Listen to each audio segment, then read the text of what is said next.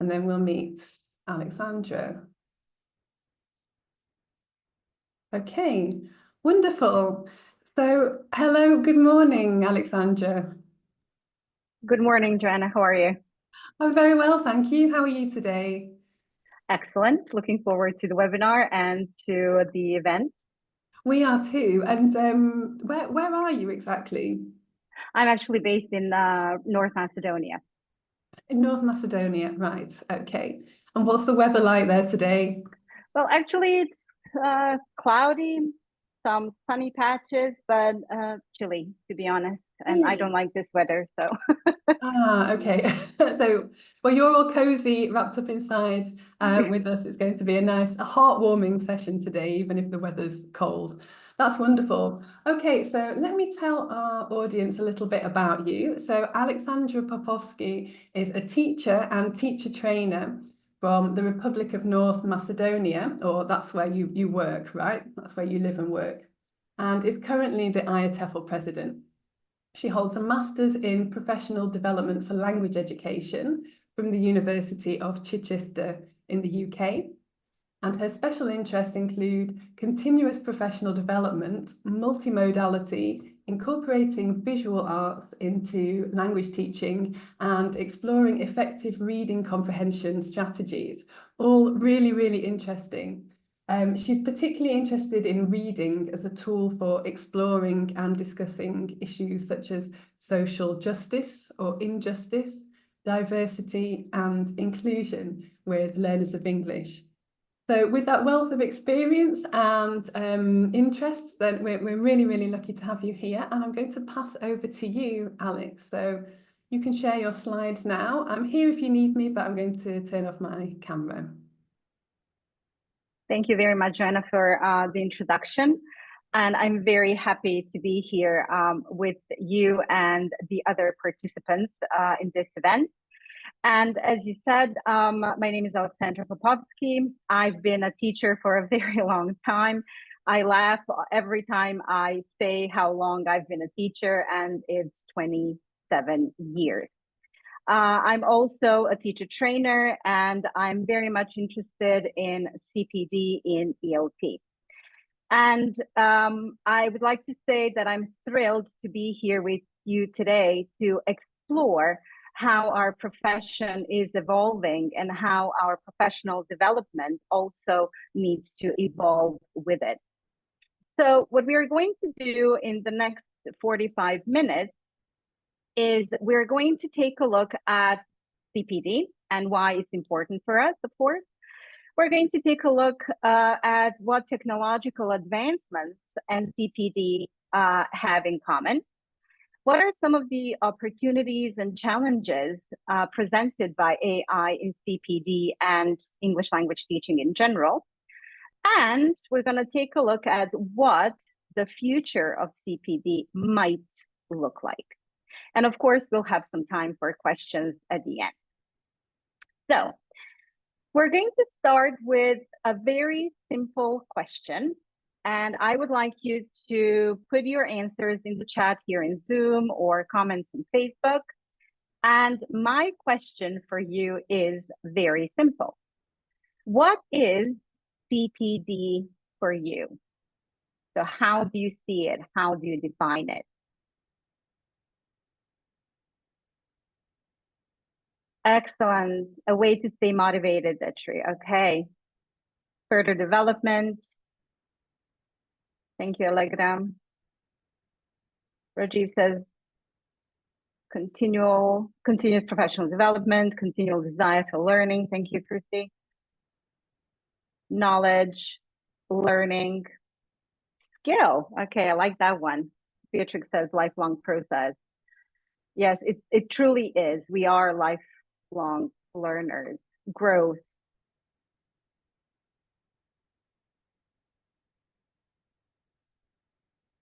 Wow, so many responses. Keeping up to date, Lisa, thank you. Endless professional development, the teacher said.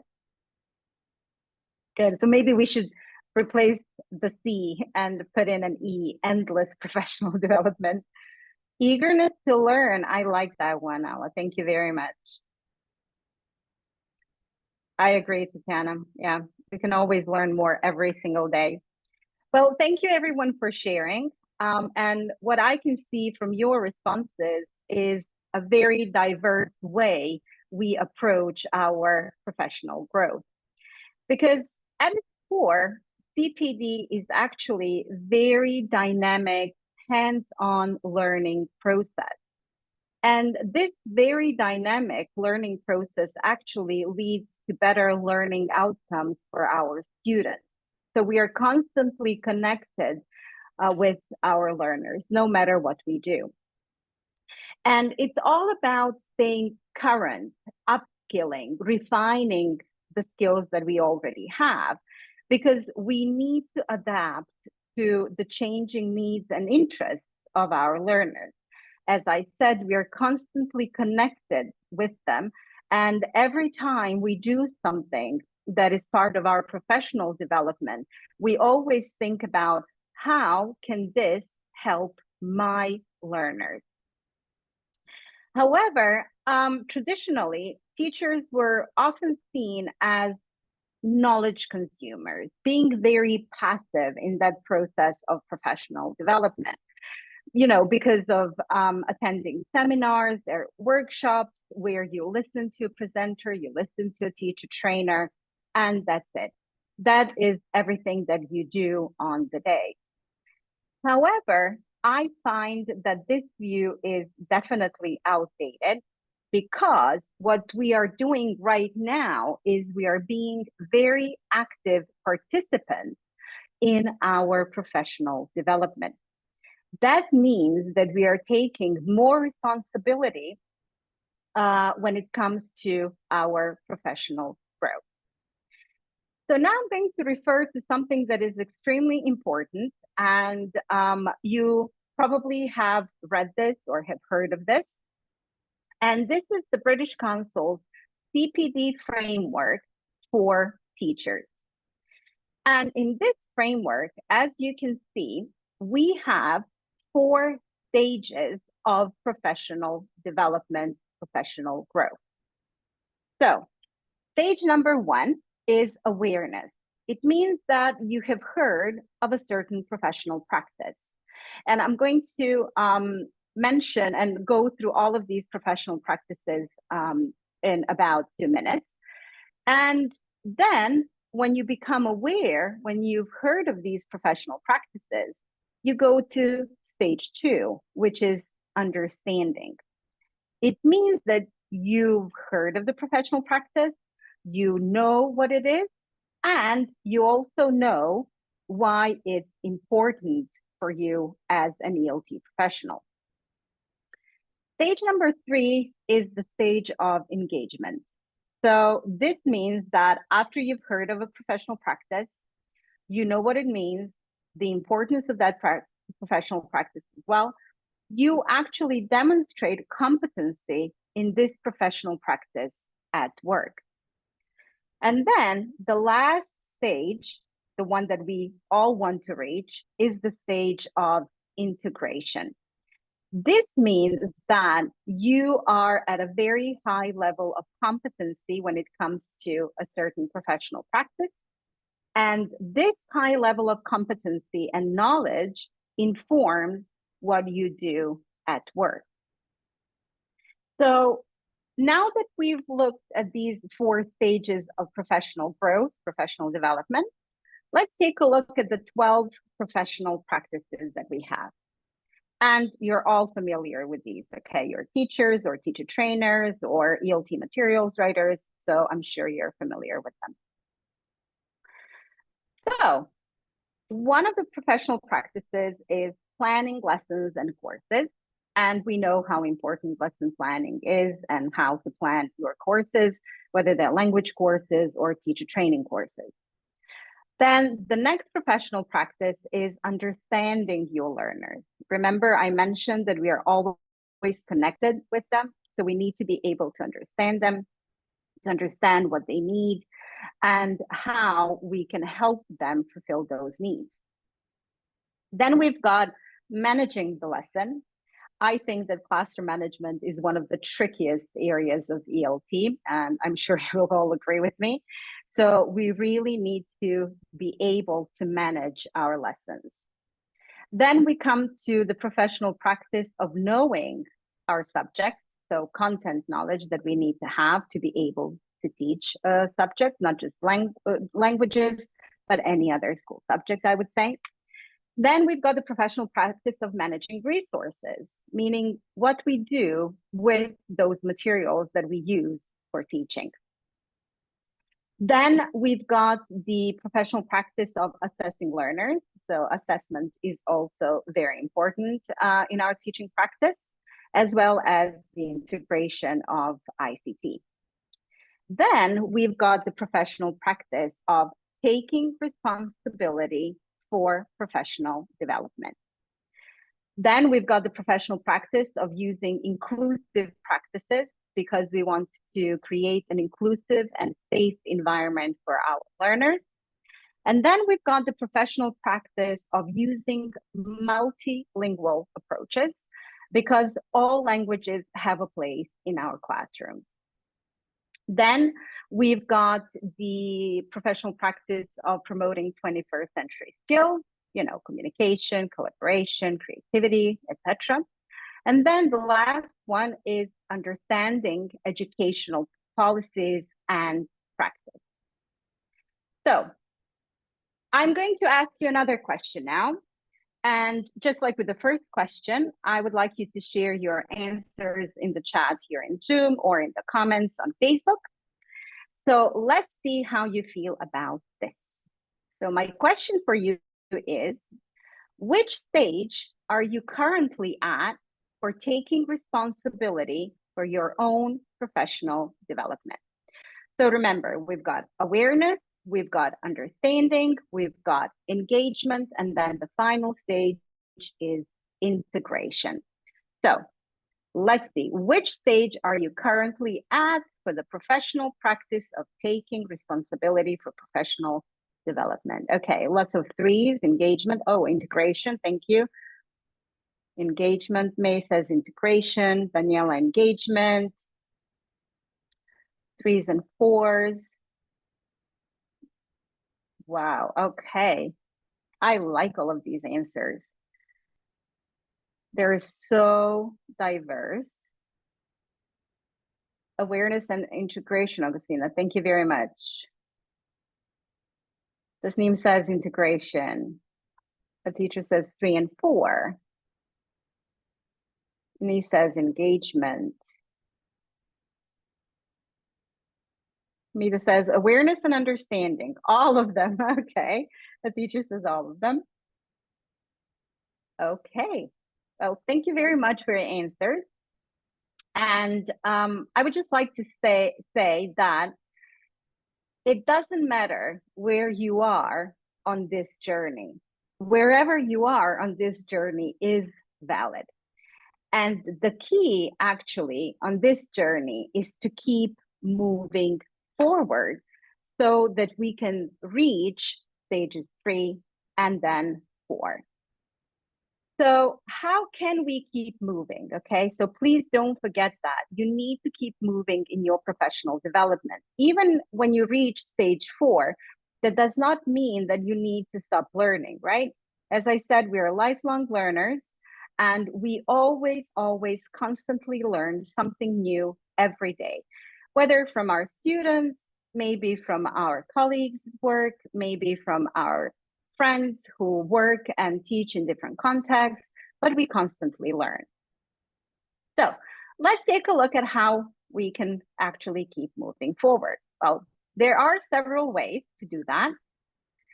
And one of the ways is to join a teachers association. Now, it can be your National Teachers Association of English Language Teachers, or it can be an international one. I've been a volunteer in teachers associations for a very long time, and I've made so many friends through my volunteer work. And with these friends, I work together on projects, or we're simply just friends. So that's very important. Then you can collaborate with teachers, colleagues from different parts of the world. You can collaborate on projects, you can collaborate on research, and this is also something that helps you on your professional development journey.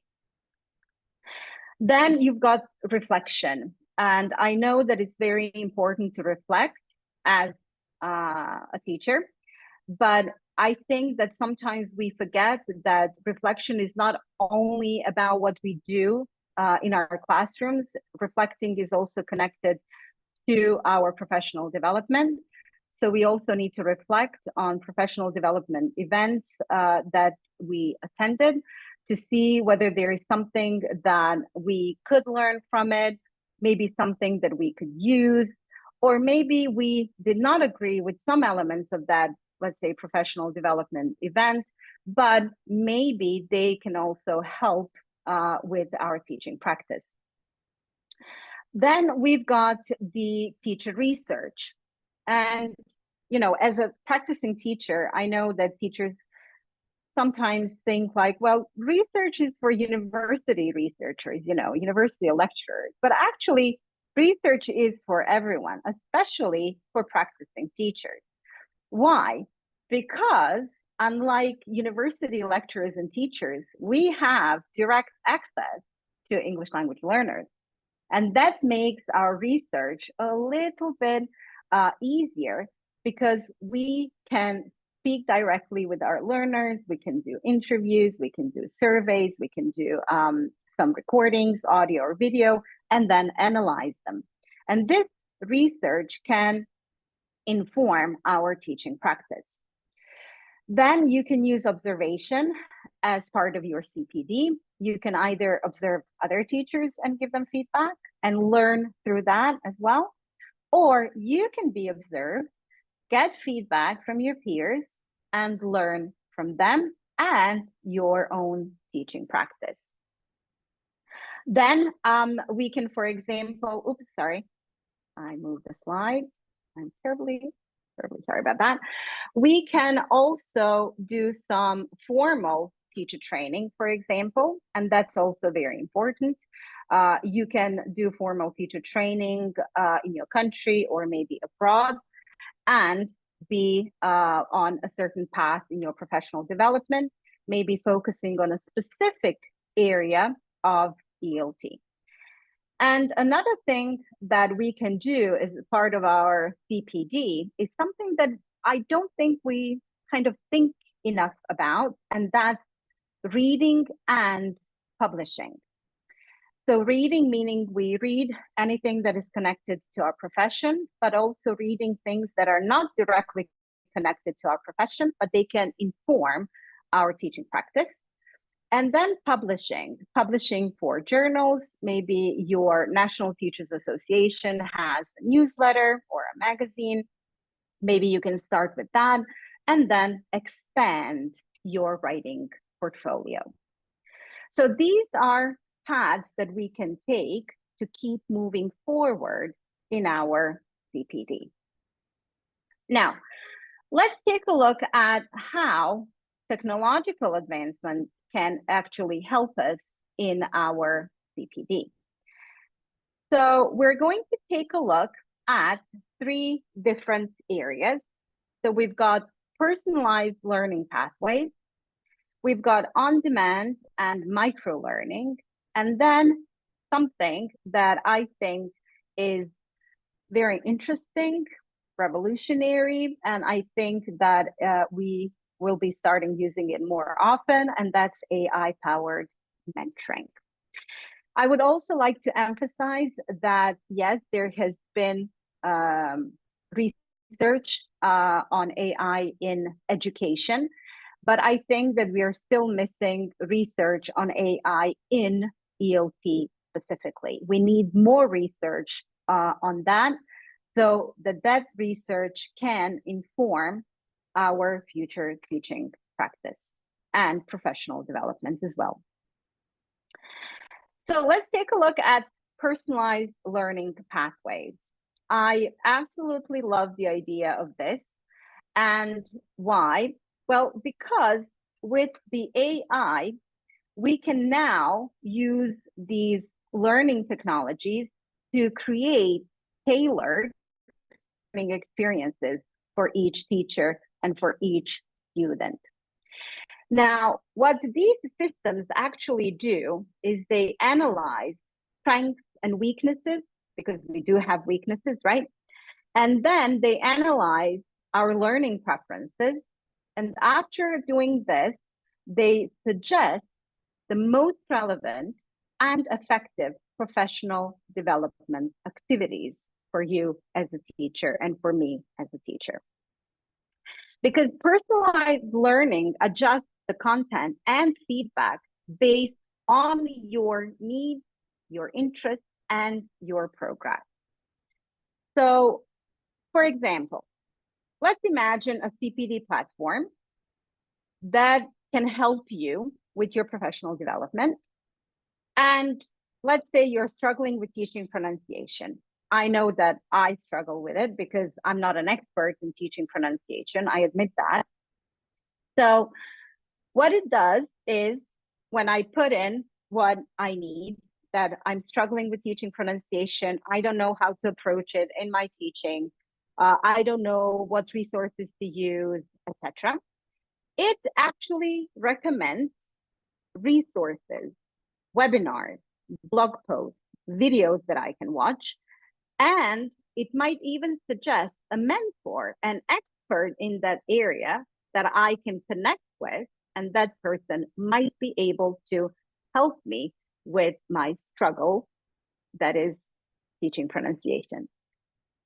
Now, another important aspect of these technological advancements in AI is something that we call on-demand learning and micro-learning.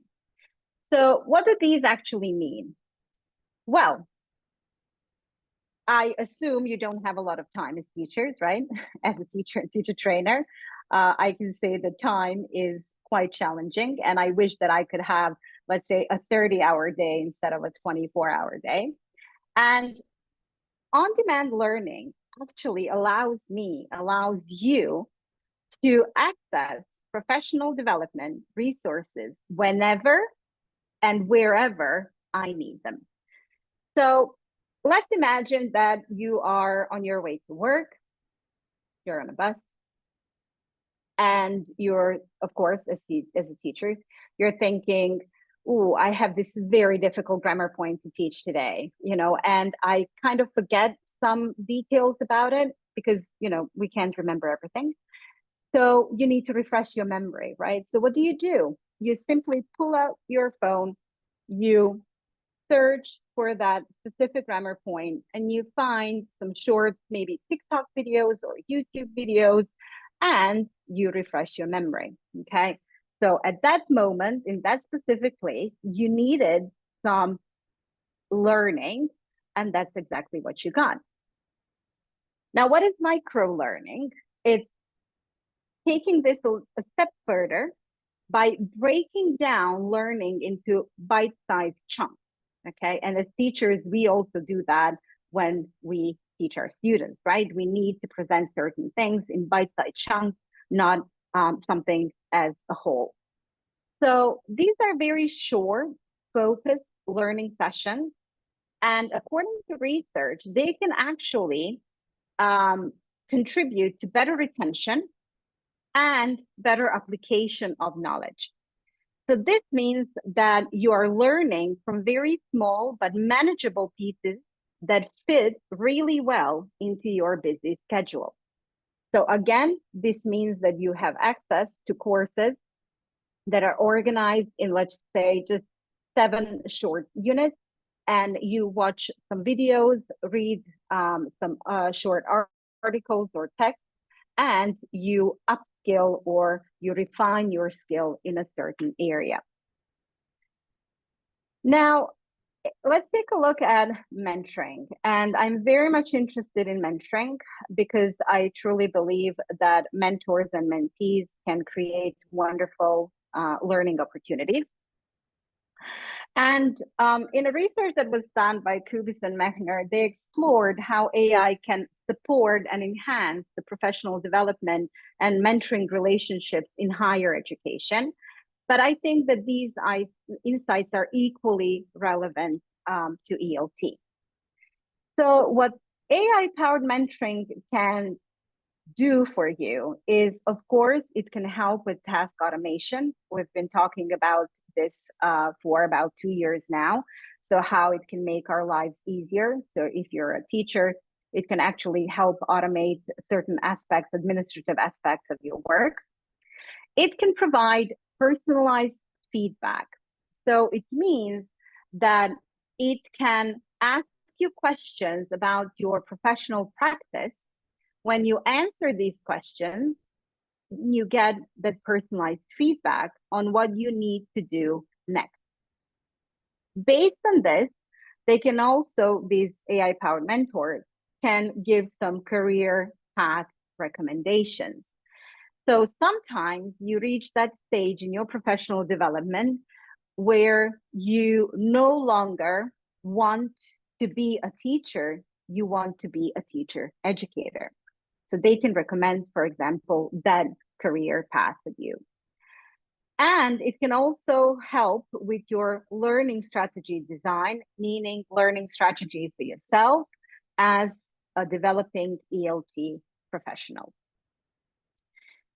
So this is just briefly, okay, about what technological advancements can do for our professional development. And I think it's very important to remember and understand that these are all wonderful opportunities for us as ELT professionals. However, they can never replace that human interaction and human mentors that we have in our professional lives. These are all ways to support our professional development, but not become the center of our professional development. Now we're going to briefly take a look at some of the opportunities and challenges with AI. And these opportunities and challenges, I would like you to see them as not only in connection to our CPD, but also teaching in general. So let's start with the opportunities, of course. So one of the first things that I can see as being very beneficial is greater accessibility. What this means is that AI-powered CPD tools can make professional development accessible to most teachers. It means that they can break down all the geographical, financial, and technological barriers. Now, I say most because we still do have teachers who do not have direct access to technology. And that is another gap that we need to bridge. Also, when we use AI-generated content, for example, for teacher training, this makes resources more accessible to broader audiences because they can be made in a very short period of time and they can be shared much more easily. Also, when we create content with AI, it generates some high quality educational resources at a very low cost. But we have to remember that we still need to check everything that we create with AI. However, this does reduce the financial burden on teacher training institutions, and this makes teacher training materials more affordable and easier to distribute. Also, AI can, again, we're going to go down that personalized learning pathways. AI can help us in creating personalized content that our teacher trainees need or that we need in our professional development. Also, greater accessibility in terms of teachers with disabilities. So we can incorporate, for example, text to speech, lots of videos, the video captioning, exactly what we are having right now at this very moment on our screens. If you look at the bottom, at least it's at the bottom for me, or we can simplify certain text versions and make them more accessible.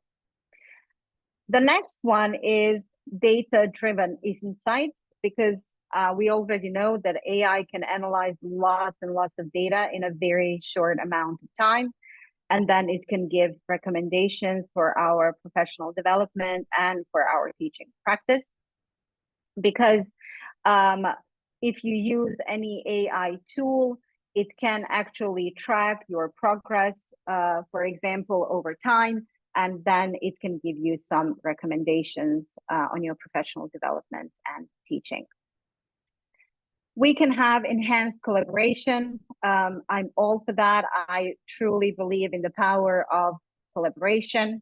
Sorry, moved a little bit too fast. So that means that technology can connect you with teachers, colleagues from all over the world. And this means that you can have very rich environment for sharing knowledge, sharing experiences, and working on different projects together.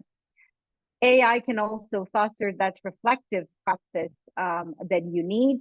So that means that you can reflect on your professional development and your work as well. What are some of the challenges? Well, one very important thing that I talk about all the time is that we've become obsessed with AI tools and how to use them. But it seems that we have forgotten that the first thing that we need to have before we start using AI tools is AI literacy.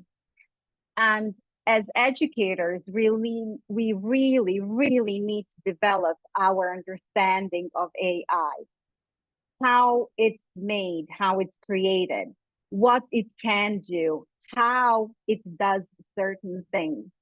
Because if we want to use those AI tools effectively in our teaching and professional development, we need to know everything about AI. So what's behind those tools? And it means that when we talk about AI literacy, we talk also about ethical considerations. So ethical considerations, ethics, a huge challenge when it comes to AI in CPD and teaching in general. So we need to make sure that we understand all the ethical implications of using AI in education. And the last challenge, again, I mentioned greater accessibility, but I also said that we still have teachers in certain parts of the world that have no access to technology. So we need to make sure that we bridge that gap and that we have the equitable access to the technology, to professional development. How can we do that? We can do that by working together, collaborating, not only among ourselves as teachers in our teaching community, but also working with all those educational stakeholders in our relevant countries and regions to make sure that there is always something driving that education further towards something better, so that all teachers in our country, in our region, in the world have access to high quality professional development through high quality technology. So now that we've looked at opportunities and challenges, what do we need to do? We're going to take a look briefly at the future of CPD in ELT. And what does this mean? Well, it means that I have another question for you. So I would like you to imagine that you're a teacher in, it should say 2044. I'm sorry about that. And I would like you to imagine that 20 years from now, you're still teaching. What type of CPD do you think you will be doing? As I said, sorry about that. It should be 2044. Okay, 20 years from now, not this year.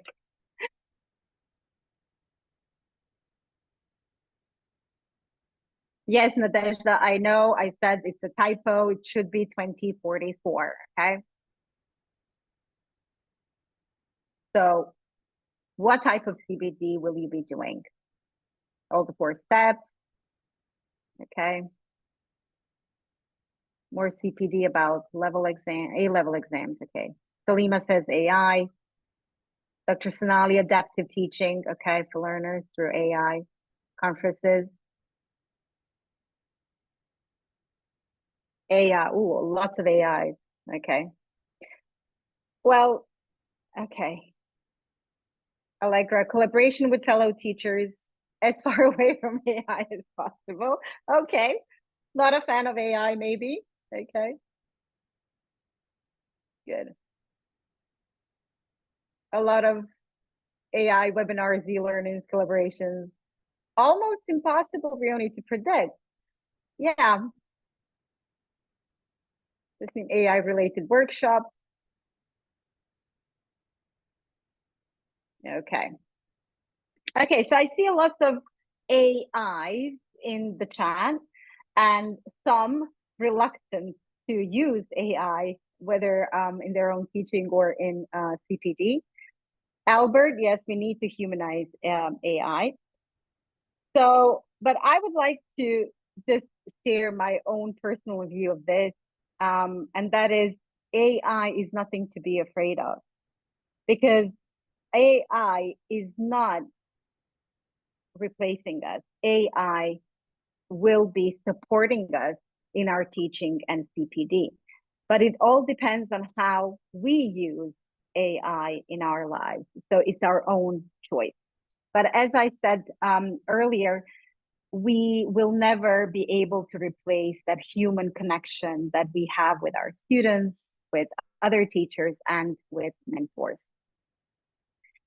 So how can we enhance and make CPD better for educators in the future? Well, first of all, we need to promote AI literacy.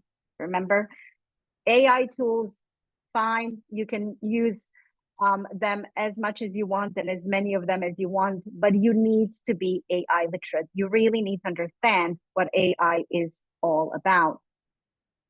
Which leads us to the next, let's say, part of our future in CPD, and that's building ethical guidelines. So we need to have guidelines on what needs to be done and how it needs to be done, and how to protect our own privacy and privacy of our teacher trainees and our students, our learners. What we also need to do is we need to, sorry, I don't know why something happened, ensure equitable access to CPD, again, something that I've already mentioned.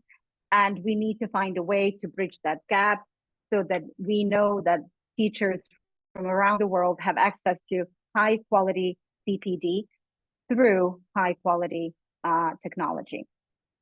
And the future of CPD in ELT and education in general is fostering global collaboration. So that means working with teachers from different parts of the world, working in different contexts, because we need to understand other contexts as well. And we can learn a lot from other contexts so that we are not focused only on our own context. So these are 4 areas I think that we need to focus on in the future of CPD in ELT. But for me personally, number 1 priority, that's promoting AI literacy. So remember, part of our CPD is reflection. So let's reflect on what we covered in this talk. And I have a final, let's say, question for you for today, again, in the chat here in Zoom or in the comments on Facebook. So what is one thing that you will start, maybe stop, or continue doing in your approach to CPD? So one thing you will start, or maybe stop, or continue doing in your approach to CPD. Siham integration, okay. Umid, start using AI. Svetla, human interaction, okay. Leonore, integration. Leo, engagement. Okay, a teacher says, look at associations. Erica says, using AI. Umid, continue communicating with global educators. Maritas, I like yours. Continue attending courses and webinars. Okay, perfect. Elizabeth says, attend the IATEFL conference next year in Scotland. Okay, Elizabeth, find me there. Lisa says, continue collaborating with colleagues and find time to share, explore AI. Nelson, okay, better education and attending webinars in Guatemala. Okay, well, again, I see some of you ready to embrace AI, some of you not really, but I think that it is inevitable. Okay, AI is something that we need to incorporate into our CPD. As I said, it depends on us how we incorporate it and how we use it for our own CPD.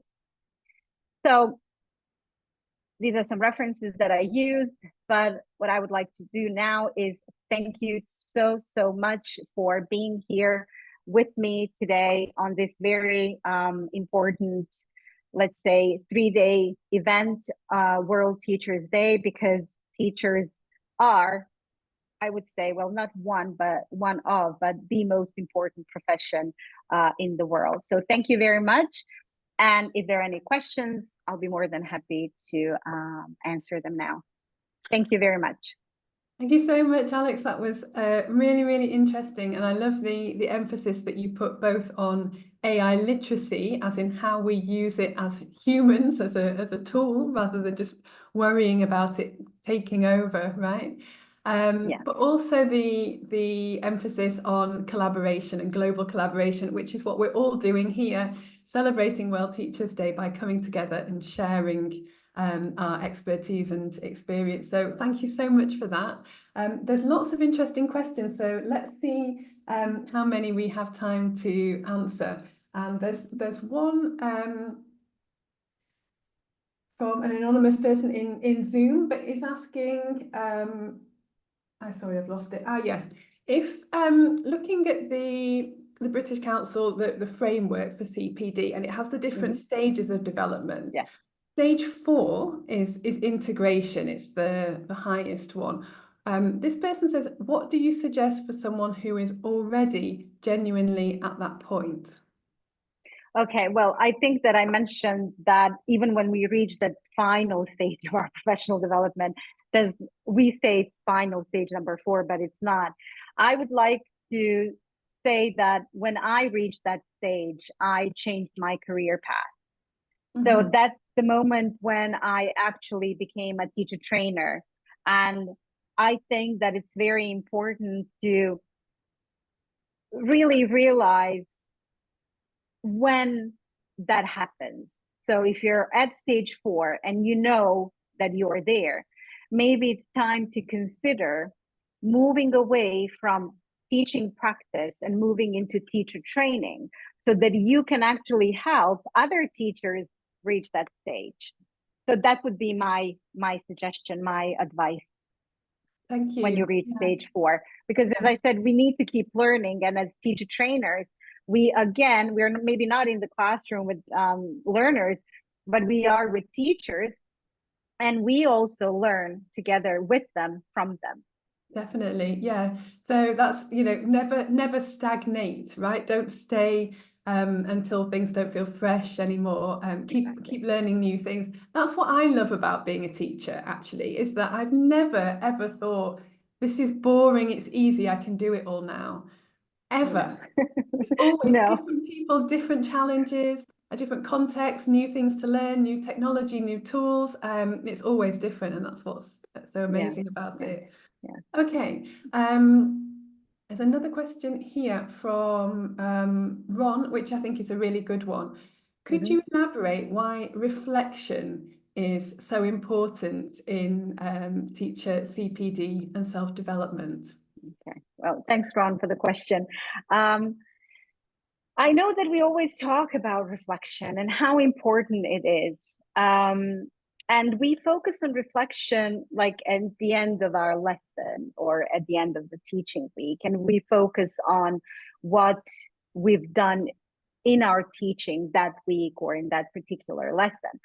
But I think that when it comes to professional development, we also need to reflect on, first of all, what our needs are in terms of CPD. We need to know exactly why we need CPD. Then we need to know how to approach it. And whenever we do any kind of CPD, we need to reflect on it. We need to reflect in terms of, was it useful for me, for my teaching practice, or for my teacher training practice, or any other practice that you have in ELT, because we do have different areas of ELT that we cover.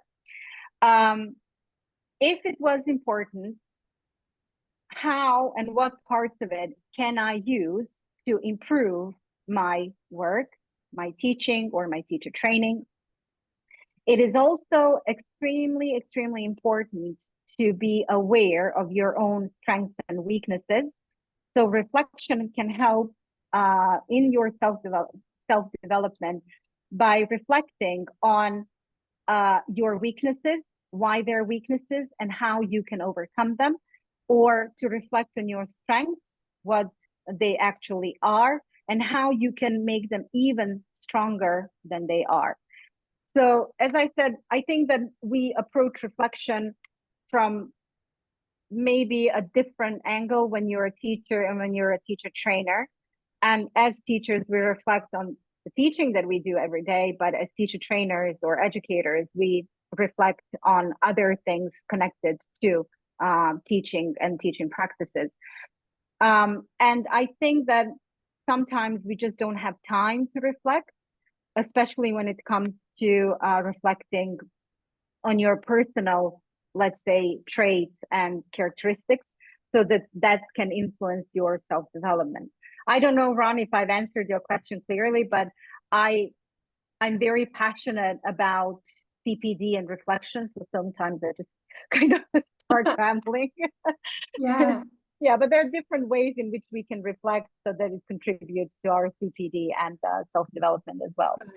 Yeah, it's almost like, I mean, it's a continuous process. So I suppose it's a cycle, but it's almost like the first step, isn't it? You reflect and you realize that you need something or you did something well. So, yeah, or something not so well. yeah, yeah, exactly. And what would you recommend to, what are the different forms of CPD available to people? Say if I decide, oh, okay, I really want to find out more about, I don't know, AI literacy, because lots of people are asking about that. How would you go about that? What are the steps? Well, if we are talking about on-demand learning or micro-learning, you might start reading more blog posts by researchers who actually research AI and AI literacy. You can also find lots and lots of videos on AI literacy now, and there are frameworks that you can refer to, because about, I think 2 weeks ago, UNESCO actually published their AI framework for education and for teachers. So I think that I would start there. Read some really good research, research supported by lots of data. But as I said at the beginning of my talk, I think that we need more research, not on AI in education, but on AI literacy in ELT. So I think micro-learning would work really well here. Take some short courses that focus only on AI literacy. Nowadays you have email courses. I don't know if you've heard of them. So you have email courses. You get a weekly email that is connected to the topic of the course, and you read it, and there are some links that you can go to and read some more or watch some more about a topic. So I think micro-learning would be good here, because we don't have a lot of time and we're constantly bombarded by new information about AI and AI literacy. Definitely. Yeah, it's evolving all the time, isn't it? So yeah, that's Exactly. a really good place to start reading whatever you can find. We've Yes, got some articles on teaching English that I'm sure yes. the moderators can find and put in the chat on AI in education and in ELT specifically in language learning. Okay, wonderful. Lots of people asking this. There's so much interest in AI. Is there anything that you could say that what do we really need to know as teachers about AI before we can start using it, or that we need to teach our students about AI? AI literacy. What Mm, is AI really? What's behind it? How it collects our data. We know that it's very important to protect our students when they are online, and we need to make sure that their privacy is protected.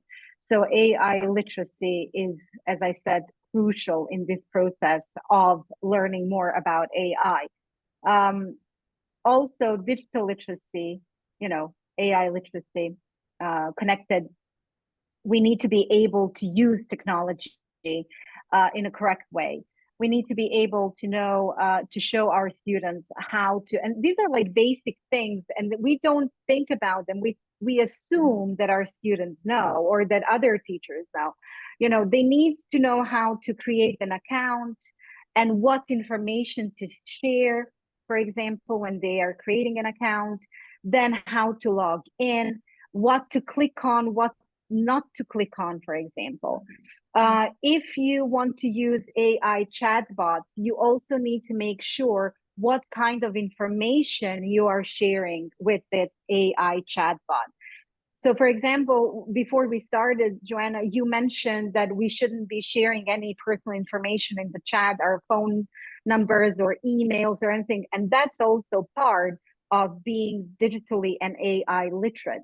So you need to know exactly what you can share and what you should share with AI. And you need to teach your students as well what to share and what not to share with AI. As I said, it's very easy to introduce an AI tool in your teaching, okay? And you think, oh, I'm just going to give my students an AI chatbot to practice speaking. But how? How do you approach that, right? What are some ethical considerations as well? We teach students who are 6 years old, and you can't just allow them to use AI without any kind of supervision. And also, they're too young to be using AI, to be honest. yeah. So I think that's where we need to start. We need to be AI literate, first of all. Completely. I'm really glad you said that, especially because many of our audience teach young learners, either primary or secondary. And sometimes you hear this idea that is now discredited, but that young people are digital natives, that they just know, that it's intuitive, that they know all these things, and they don't No, necessarily, especially about information, how it's shared, what the risks can be, thinking critically about what their exactly. information is used for, and how things work, thinking critically about the answers that AI Exactly. gives them, right? Exactly. Okay. Exactly, Jen. I agree. Even as teachers, whatever we get from an AI chatbot, we need to check it. We need to make sure that the information is correct, and we need to teach our students to think critically with AI. Definitely. Okay, I think we've got time for one more question. There's one from Aisha, who says, how can organizations support their employees' continuous professional development efforts? Well, okay, that's very easy. They can provide professional development events for you, and they can support you in attending professional development events. So you can have some in-house training, for example, organized by your organizations, or you can be supported by your organizations to attend professional development events. And I know that in some contexts, it's really, really difficult to get that support. However, I think that that's where our, how would I say it? Our not fight, but we fight for our students. right? All the time. We want them to learn. We want them to be better in the learning process, but we also need to fight for ourselves and our professional development. So sometimes we need to be a little bit more adamant and request and demand professional development from our organizations. Of course, in a nice, polite way, but we need to stand up for ourselves sometimes so that we are able to get that professional development. But as I said, providing in-house professional development events and then supporting you as an organization to attend other professional development events. And don't be afraid to speak up and say, I need some professional development because I'm struggling with something. Right. Okay, we need to admit that we need help sometimes Yes. as teachers. Yes, thank you. That's really interesting. And that partly addresses what some people are saying, I can see in the chat about, is it better to have a flexible model where it's individuals looking for things themselves and doing all their CPD themselves, or do we need something more solid that is a program from do you have any thoughts about that? I think it depends on your own personal style of professional development. You know, some people like myself, I like to attend conferences and webinars and different things that are organized for teacher professional development. But I also like to learn on my own. I like to read, I like to publish, you know, write articles. So I think it really depends on what kind of a person you are, what you think would help you in your professional development. So it all depends on your learning preferences and how you want to approach your CPD. So remember, that's why I showed those different paths that you can take in your CPD. So it depends on you. It's totally up to you. Okay. Thank you. Well, that's wonderful. It's been a real pleasure to have you. Thank you so much, sharing your passion for learning. Both I can see that you fight for your students and for yourself and for your colleagues. So thank you so much. And we'll be taking a short break now, 15 minutes. Our next session starts at 1:15. So thank you to everybody. Thank you to Philippa, who is moderating on Facebook, to Sujata and Melissa here in the chat, and many, many thanks again to you, Alex. Thanks everybody, and see you shortly.